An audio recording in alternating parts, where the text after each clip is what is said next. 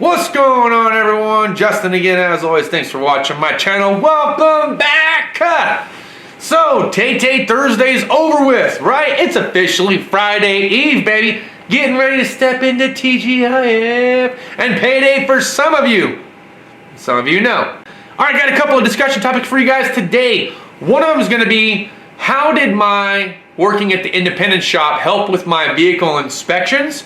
And the second thing we're going to talk about is watching the clock and why it matters at the dealership and why you probably shouldn't do it at an independent shop. We're going to explain that here momentarily. But before we get kicked off, make sure to tap that little beer mug down in the bottom right hand corner, because that makes you a bud by grabbing some suds.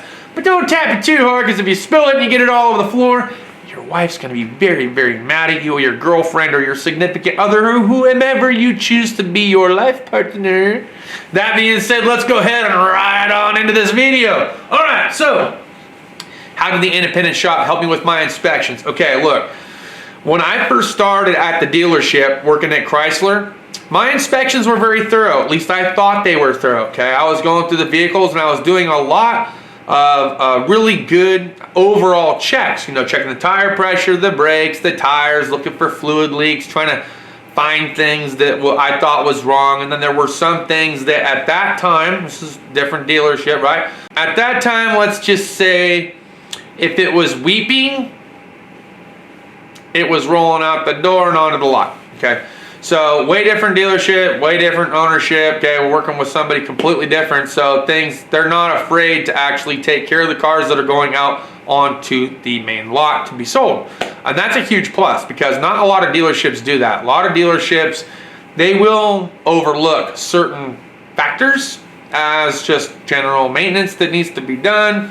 If it's not a leaking, it's not a problem, that kind of thing. Some things could be easily overlooked because maybe they have too much money tied up into the vehicle, but that's just not that way with this particular dealership. So I'm actually really happy to be working with somebody that legitimately cares about the car and wants to make sure that the customer is getting a great car. So that's a huge plus, right? All right, but getting back to this inspection thing. So I thought my inspections were pretty good, but there were certain things that I was like, I don't know how to do all that. And they're like, it's all right. It's going on to the used car lot, right? As is, sweep it under the rug, put it out there. That's how it was before. So I did. Never really made any huge annotations when it came to anything that was kind of like, right? Just kind of did what I was told to do, because I wanted to, you know, impress my employer and make sure that they were happy, because they were the ones paying the bill at the end of the day. And I was more like a yes, sir, right? Yes, sir, right away, sir. Got it done, sir. That kind of thing.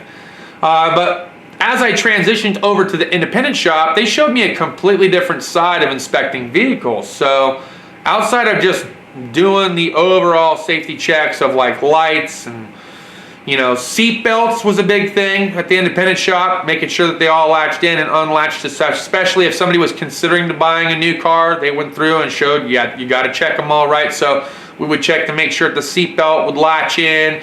You'd look for all the different types of leaks or potential problems, even if it was like some oil buildup and it happened to have been a turbo model and it was on the inductive hose going to the turbo. So it was like, okay, well, that could potentially be a sign of a bad, you know, a turbo seal going out or something like that. So we should annotate that. So we would let them know of all these different things, you know, if we saw bushings that were cracked, this, that, and the other. And after, you know, being there for 4.5 years, again, they took the fear factor out, okay? So as I was going through it and putting them down, you just figured it out. And they never really like pressed you for time. Nothing was very rushed. Of course, they would like you to get it done in a timely manner, but they knew that like most of anything that you touched was going to be new to you, and it might take you a minute to get it done. There was always high hopes that you could beat the hours or whatever, but if you couldn't, it wasn't a big deal. They weren't going to like, you know, hold it above your head, so to speak. But at any rate, so it really taught you to like keep it slow and slow it down to the point where you can do it efficiently and effectively. And eventually, as time would progress, you would get a little bit faster, a little bit faster. You would learn how to take it apart and put it together, and you could do it on the same exact, you know, manufacturers that would come in. So like if a Honda came in, you were popping a CV axle, you knew what you could take off that would make it quicker and easier, and then put it back together and get it done in no time flat. Just a little example. But with the inspection side, we annotated everything, man. Leaks, squeaks, moans, groans, grinds, etc. So going back to the dealership now with a different inspection mentality, when I'm doing these full, used car inspections and things like that, it's very thorough, but I'm moving, I'm cooking and booking just like I would be over at the independent shop, because it's like, again, you're not really getting paid for your time at the independent shop for checking these things. So it's really in your best interest to move quickly and be thorough and efficiently when checking everything out. You're giving it a solid once-over, looking for all the leaks and, like I said, cracks, squeaks, grinds, moans, etc. You're taking it for longer test drives to see if everything is good. You're doing light checks, right? Everything. So going over back to the dealership now with the used car lineup, it's like I brought that over with me. And because I got so used to moving in rhythm and flow from doing those types of inspections, it was like going right into the used car stuff, and going through those inspections was just cake. It was like, oh bro, I can do these like all day, no big deal. Keep sending them, right? So no, it's been very exciting, and that has been a huge benefactor, going to the independent shop and learning how to do a thorough inspection. I mean, even testing the radiator cap. Most people don't test the radiator cap. Even testing the radiator cap can be very, very important, because if it's not having a proper seal, it's going to burn coolant. So if you see that the coolant level's low, but you don't see any coolant leaks anywhere, you might consider pressure testing that radiator cap, right? If you suspect a coolant leak coming from somewhere where it's kind of stained, you always said, hey, can I do a pressure test real quick? Sometimes they'll say yes, other times they're like, nah, just annotate it that it was low, and we'll see if they want us to do a pressure test. But most times they're like, yeah, we got time, it's not due till the end of the day, pressure test it, see if it's leaking from anywhere, and then it just starts going, right? So it's kind of cool that some of the stuff transfers basically over from the independent world over to the dealership world, and I can incorporate that and then share those experiences with other people. So I thought that was really beneficial. Okay, time clock watching, or watching the clock. I made one little boo-boo this week, so I went just a smidgen over my mark for going to lunch. In California, I guess you have to go to lunch before a specific time. You guys know that I was more of a breakfasty kind of a person over at the independent shop.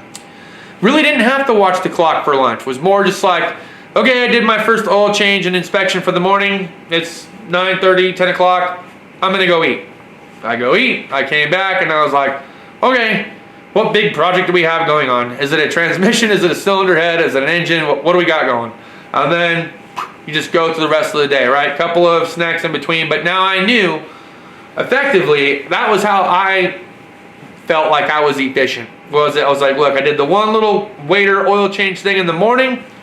That was my only thing for the morning, and then on to the big project. So I take my lunch right away so I could focus all my energy on that big project, and having all my energy on that big project makes it to where now I've got more time to possibly get it done in that day. So that's how I utilize my time at the independent shop. Not so much anymore. So now at the dealership, we all have designated times, but I have to take mine, I think it's like between noon and 1 or somewhere right around there, no later than 1. And sometimes I get in such a rhythm and flow that I lost track of time, and I'll look at the clock like, oh, it's 1. And I'll like take off for a sprint to the time clock. See, over at the independent shop, it was more like all right, I'm gonna go eat. And then that was it. That was your time clock, right? There was no stamping on and off and punching in and punching out. You just, I'm gonna go eat. And then, okay.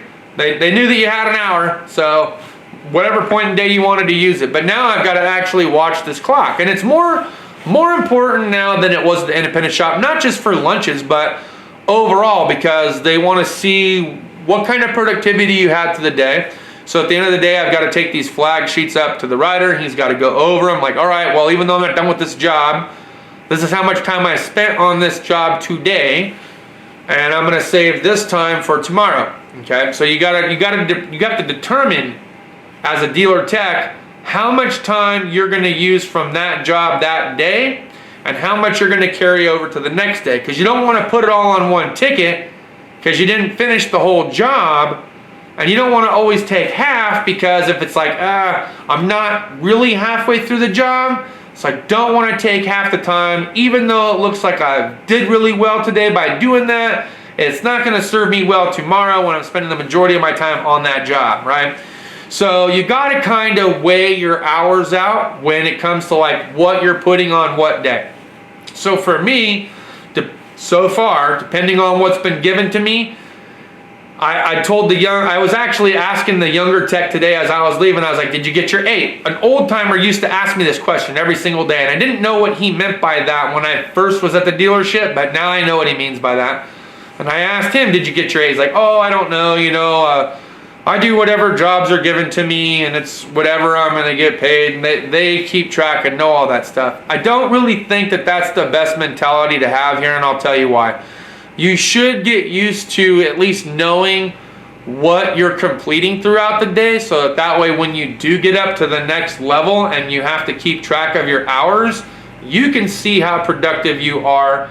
So, and another really good reason about keeping track of your productivity, it keeps you out of the boss's man's office, if you know what I mean. Unless he's bringing you in there to say, hey, good job, right? But you never want to go in there and be like, what happened this week? And like, why are your hours sliding? You were doing so well, and then you didn't do so well. So that's where I think you really should monitor your time as a younger tech. Even if you're not at that flagging point yet, you should be keeping track of it, just so that way you know what you're getting done in one day, and it'll teach you to kind of budget your time. Budgeting your time is kind of like budgeting your paycheck, right? You don't pay all your bills at the first of the month. You spread it out throughout paychecks so that way you don't drain yourself completely. It's the same thing when it comes to hours. As you're doing certain jobs, so like say one job pays 12 hours, but you only worked on it for an hour or two. Okay, take that hour or two. Don't write down 12 because you still got like 10 hours left that you got to finish the job for, and you might have used that the other day. But if you can bang out a couple of waiters or some oil changes, or maybe you got a rotate, or maybe you got a safety inspection or something like that, that you can build your hours up for the rest of the day to get the 8, and then use that other time as carryover to the next day, so that way if you don't have any of those other cushy jobs to fill the time, then you can use the majority of the time for the job that you're on to go towards the work you're providing for the day.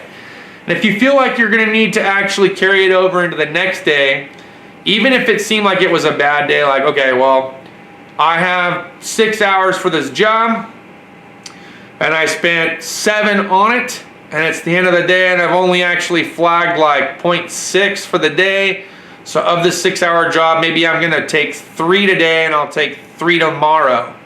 Okay, so then what does that do? Well, it only gives you 3.6, but maybe tomorrow you get some cushy stuff to toss in there while you have the other half of the job to do. I hope this makes sense to you guys. All right, so that's what I've learned so far within the first few days of working at the dealership, that I do have to start paying attention more to the clock, and not just from a time tracking standpoint. Okay, I know how to do that. I remember how to do that from the last time I was at the dealership, but now I'm just a little bit more thorough with my time and how I manage it. But when it comes to lunch, that's the one thing I really got to kind of monitor. I don't want to hit the overtime if possible. I want to try to stay within that time frame that they gave me to work and try to get as much done as I could possibly get done. And I bring the same attitude to the table that I brought from the independent shop. And what I told the owner at the independent shop when I first started was, I'm not focused on hours. All I'm focused on is trying to get as much done as I possibly can in one given day. And so long as you're happy, I'm happy, and the hours will come after that. I don't think that you should focus on like how to push, try to get as many hours as you possibly can. Obviously, it's a goal to make sure you're moving quickly and efficiently enough to get your hours, but obviously you don't want to go so fast that you start making mistakes and then you start losing hours as a result, okay? And the other thing is that I think that if you're just starting off, slow is smooth and smooth is fast. Remember, guys, I have been doing this for 10 years. Even though the majority of it has been R&R, I've got about, effectively a little bit more than half my time at the independent shop, and I've got just under that time frame over at the dealership and a couple of lube years in the beginning, right? So I have experience on my side of all different types of facets between dealership, lube shops, and independents. So I know my way around the chopping block, so to speak. You need to learn your way. We're going to do a video probably sometime over the weekend. Obviously, I'm not going to be able to do a complete undercarriage kind of like tutorial, but out in the front of my house here, I'm going to show you how to do a walk around of the vehicle if you're thinking of buying it, and some checks that you can possibly do. So if you're getting ready to buy a vehicle off Craigslist or something like that, I'll try to put something together for you that might be beneficial to some of you that want to learn how to inspect a car as thoroughly as you can before you decide to buy it and what you should look for. So maybe we'll do that come Sunday. Okay guys, that's all I got for today's video. Look, I hope you enjoyed today's mechanical insight. These are my thoughts and opinions about watching the clock and how the independent shop helped better me as a mechanic and inspecting vehicles. Cheers to those of you that have your beers, and we'll see you next time. Deuces.